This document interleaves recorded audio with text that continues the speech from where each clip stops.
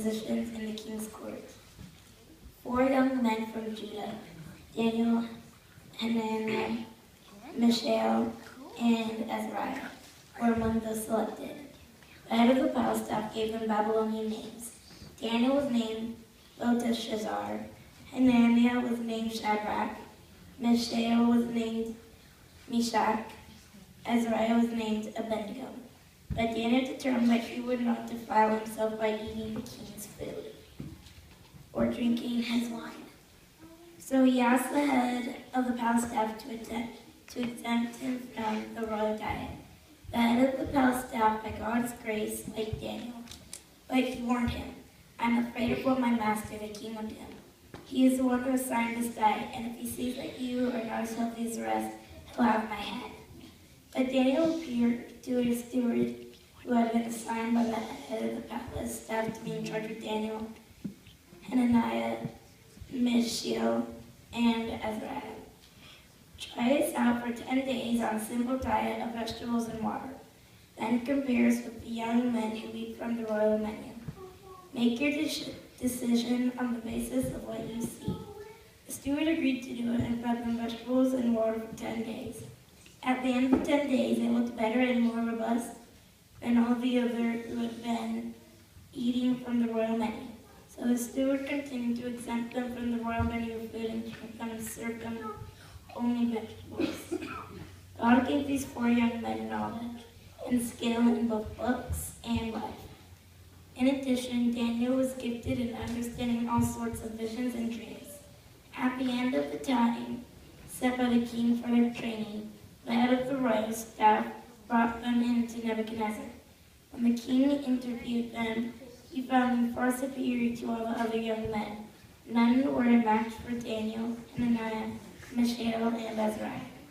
And so they took their place in the king's service. Whenever the king consulted them on anything, on books or on life, he found them 10 times better than all the magicians and enchanters in his kingdom put together.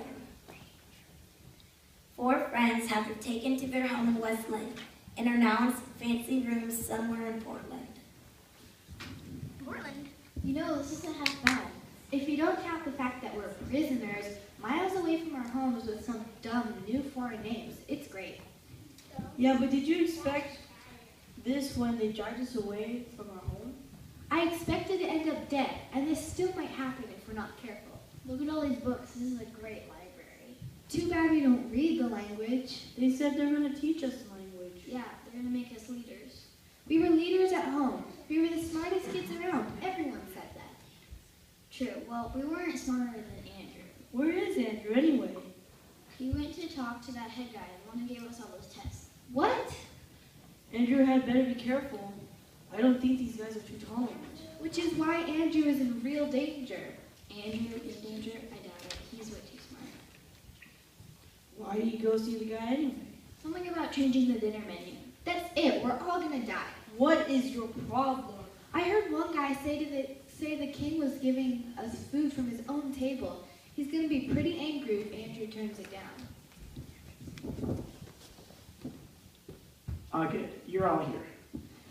And we're happy to see you're still alive. Or is this a farewell visit? Huh? Don't mind her. She's been doom and gloom ever since we left Westwood. I see. Well, anyways, I've discussed the problem with the guy in charge. Food problem? What food problem? Well, they're planning on serving us food from the king's table. Told you. So why is that a problem? The king dedicated his food to an idol. Food is food, isn't it? Don't tell me you've already forgotten our rules. Hard to forget our rules when I still have a knot on my head from Pastor Doug's tapping. Young man, you need to recite those rules until they stick to your head. Ow! Wow, young man. Tell us why we're not supposed to eat meat that's been dedicated to an idol. Because Pastor Doug will tap on our heads if you do. Wrong! It's because we're not supposed to worship or take part in any worship of a god, any gods, other than the one true God. So what did that official guy say? At first he said, no way! The king would have my head, the official's head, if he let us starve, but I made a bargain with him. What kind of a bargain? We eat nothing but vegetables for the 10 days. And if we're stronger and healthy, he'll let us keep eating only vegetables. Whoa, nothing but vegetables? No meat?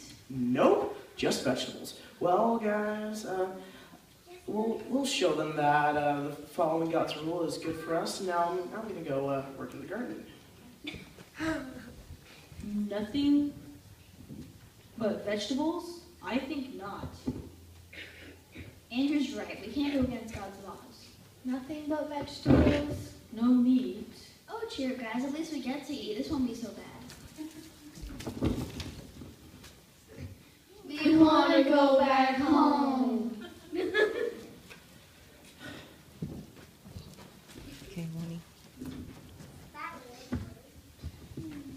10 days later, I wonder how these 4 friends fared.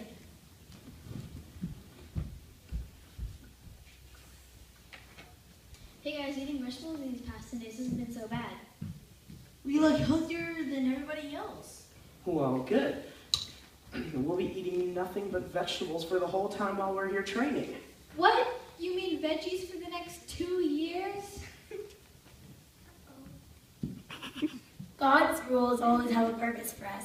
They may not always make sense to us, but as we could see with these 4 friends, when they chose to worship God in every part of their lives, they found themselves to be healthier and smarter in the end.